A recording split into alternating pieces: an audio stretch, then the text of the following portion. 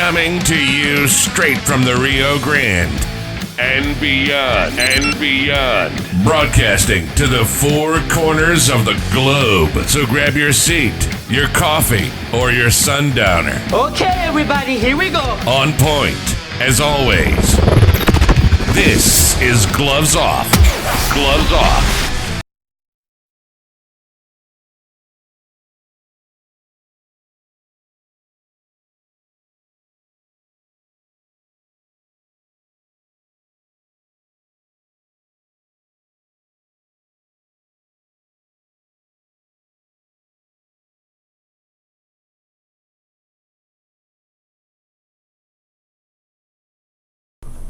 Back at you in Gloves Off. I'm Paul Buitron. I have a great guest, Judge Oscar Liendo, and we're going to be touching base on school and truancy and all that good stuff. Judge, it's always a pleasure seeing you. Yes, sir. Thank you for having me. No, anytime. And school's coming up. The summer's hot. Yes.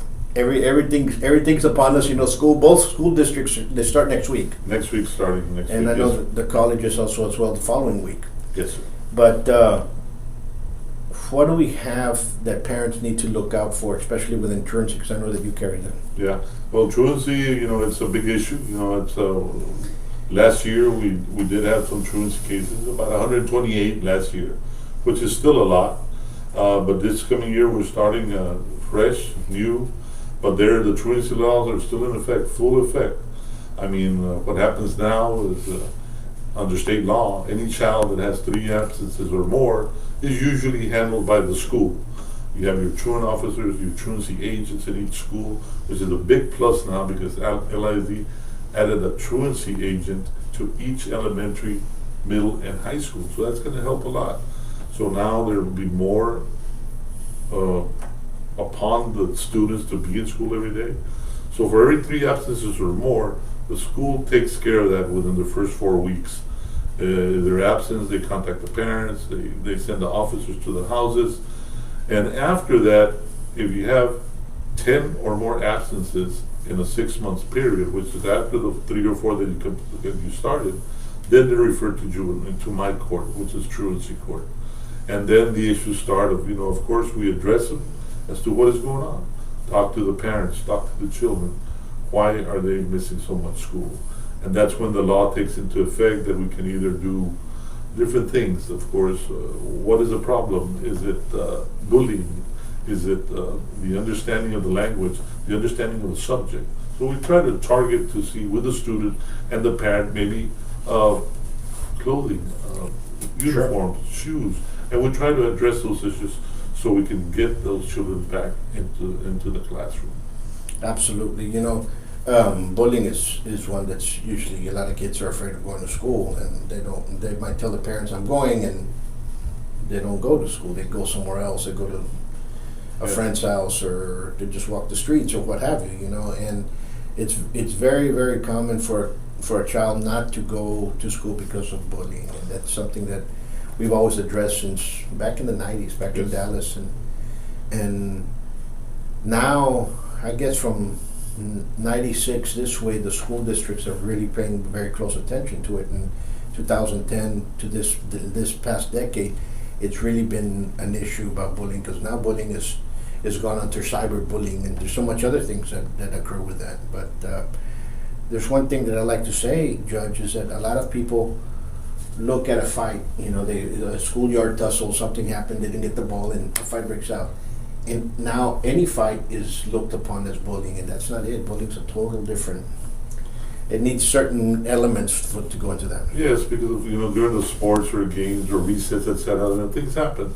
But bullying has gone to a new level now with all these electronic devices nowadays, your telephones, your iPads. Mm-hmm. Even school issued iPads and stuff. But it goes to another level, and sometimes these young boys and girls feel threatened to go to school for any reason. It might be the wrong notebook, the wrong tennis shoes, the wrong clothes. So it is an issue, but they are addressing it, and so they, sometimes we do get some of those as far as bullying, and the LISD, which is one that I take care of, is very good in looking at those issues and addressing them right away. Absolutely. Absolutely, and it's something that has to be taken care of, And I put it this, I'm going to put this not on the educators, not on, because you're the last defense. I want to put this on the parents. If your child is having problems with bullying, you should get help then. Okay? Even though I teach martial arts and everybody wants to learn martial arts to stop bullying, martial arts is not going to stop bullying. You, the parents, are the ones going to stop bullying. And there's certain procedures that you all have to do to get that done. There's certain, you have to, a lot of parents, I talk to the teacher, and they never follow up with anything. Mm-hmm. And then 6 months down, now it's a big problem, or a year down the road, it's a big problem. So you have to not only talk to the teacher, you also have to send a letter to the principal that you talked to the teacher about that incident, what's going on. And then if they don't do anything, continues, well, then it's a principal and a trustee. Mm-hmm. And then you take it before that. Let's get this, because there's laws on that. Yes. There's laws on that. And it's all a matter of communication, Professor. And that's why I kind of tell the parents, at least during the evening hours, if you are, a lot of the parents work, one works, the other rests, etc., or both parents work. But there's always have to make a time for your son or your daughter. Absolutely. Whether it be before dinner or after dinner, you have to kind of sit down with them and say, what's going on? Yeah, absolutely. What's going on in school? Are you doing okay? Everybody treating you right? It's just a matter of communication, because if you're too busy that I have to go to work, or I have to do this, and we all are busy, but we have to spend a little time with that child to see if they're doing okay. Because like I say, if not, you say, well, I'll talk to the teacher, and you forget about it. It escalates and escalates, and some of them do lead to tragedies. So you have to stay on top of that. Yep. And I'll put it to you this way: if eventually in bullying there is going to be a physical conflict, it's two trains coming. It's going to happen. Now, is martial arts the answer? No, it's not. But martial arts will teach you a couple of things that other sports might not. Number one, it's going to teach you self-discipline, and it's going to teach you self-respect, self-confidence, and self-esteem. You're going to build it up through that. Yes. So it is an avenue for parents to look at, to put them in there. And yes, they'll learn how to defend themselves at the end. Mm-hmm. But what happens is a lot of parents say, no, he's going to go into sports. Well, guess where the bully is going? He's going to the same sports the school's going. Mm-hmm. That group. Oh, she's going to be a cheerleader. Well, guess what? That grupito también, they're going to be cheerleaders as well. Yeah. You have to physically get them out of that unit, make them get friends, have that self-esteem, have self-confidence of building new friends somewhere else. That's why these classes are always very good, because you get the child out of that environment, and their self-esteem grows, and that's what you need. Yeah. Self-worth, that's what it's all about. Because if they put them down at school or sports settings, etc., you need to teach them to be strong and speak out. Because if not, they'll just get in that little shell and not say anything, and eventually things might lead to harsher things along the road. Absolutely. And bullying can lead to harsher elements. There's issues like what happened in Uvalde and Columbine are tied into some of that as well. But I'm glad that you said that about the parents. Parents, if your kid has phones, check out what applications they have. The kid should not be 11 years old and be on Facebook. You should not be on certain Instagrams and stuff like that. It's not for them. It's just an adult entertainment social media. Mm-hmm. Why can a 13-year-old be on there? ¿Me entiendes? Yes. Do not be careful with all that. Yes. The Facebook, TikTok, etc., Instagram. There's things that they're not. You have to have at least address some filters in that phone, or some time limits where you can actually be seeing your child while they're using it. There are applications out there that you can limit their accessibility. So that's it's a good thing to look at their laptops, look at their phones, and see what they're looking at, see what they're following, to make sure they're on the right track. Absolutely, and you have to do that. Yes, you do. You have to. You have to get involved with your child's life. I'm glad you brought that up. Yes, sir. What else do you look forward for this year? Well, like I said, on the truancy issues, of course, we need to address that on the bullying. But sometimes it's different things, Sure. Which would be the classroom, the subject, the teacher, something in general. But if they start not going to school for any other reason, what are they doing? Why are you? Sometimes the children walk to the school. Sometimes parents take them. But if they, stray off and go into the streets, that's where other troubles come in. You have, gangs out there. You have people out there on the streets offering drugs. So you have to address those issues as well, because you don't want them to take the wrong path. One wrong step, and it could lead them to, a whole life of misery. So you have to, talk to your children. Communication, like we said, is a big part of it. But on the truancy, whether it's not for bullying, etc., then of course we will bring you to court. After 10 absences, any child over the age of 12, it has to come in with their parents to my courtroom, and they're going to have to explain to me or the judge in their precinct as to what's going on. Why are you not going to school? Whether it be they've been sick, whether there have been medical excuses or not, or the child just doesn't want to go. There has to be a reason. Sometimes parents work day and night, and they don't know when the child goes to school. We have to address those issues as well. But with that comes along, then you have to, as a judge, you have to address that. Tell the parent, you need to pay more attention to your children.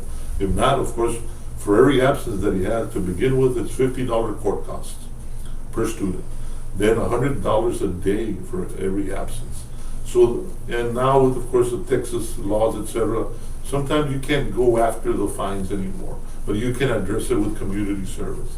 So now you're going to have parents doing community service, and any their religious preference that they have, do community service there with a food bank, etc. They have to pay for those fines doing community service.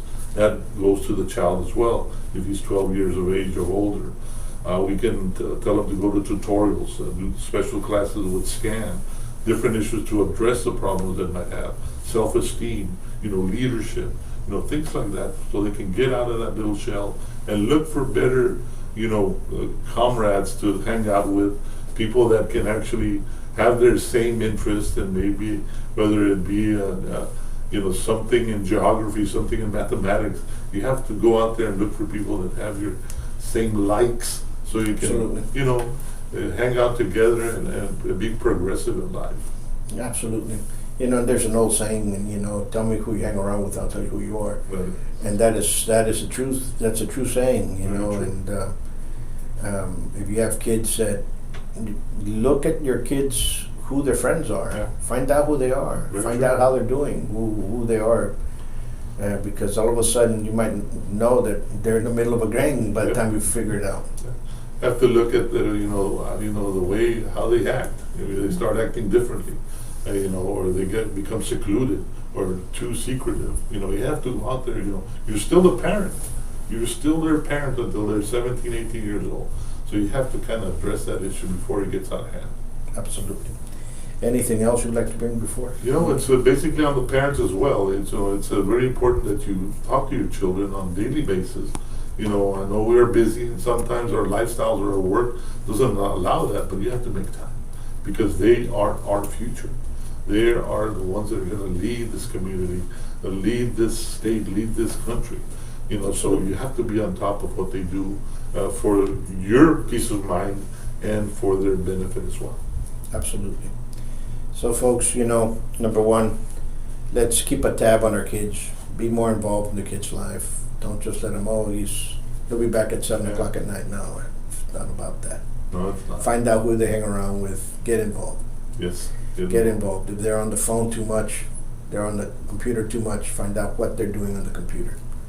And not only because of that, you have a lot of predators that are involved in that. And as well. The sexual predators are out there in full force.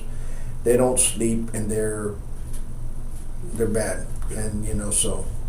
Even on the gaming apps, Professor, yes. You have all those, different apps that these young children, young adults get into, the PlayStations, etc. They're playing with people that you don't even know. Absolutely. It's a mass network of people. Sometimes you think they're playing with a child their own age. It might be an adult somewhere. And then they have their secret chat rooms on the side, or they talk to them because they have microphones. I don't know about cameras, but they do have mics. So that's where, some of these predators hide in the playroom. So you have to be aware as to what apps they're looking at, what games they're looking at, and just take a look at their computers once in a while. Absolutely.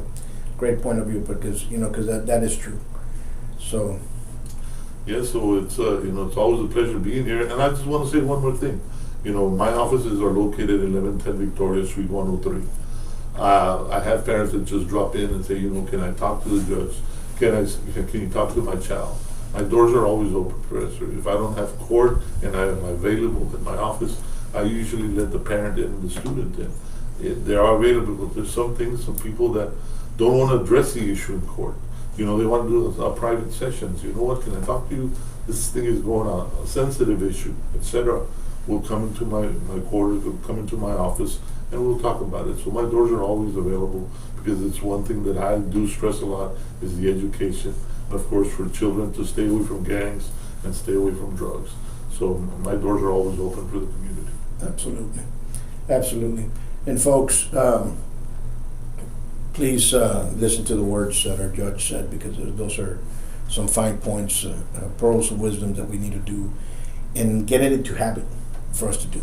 As parents, sometimes we let things go by. Be on top of them. You're the father, you're the mother. Be on top of them. You're not their best friend. You're their father, you're the mother. Understand the difference. True. Very true. So, that's just the way it is.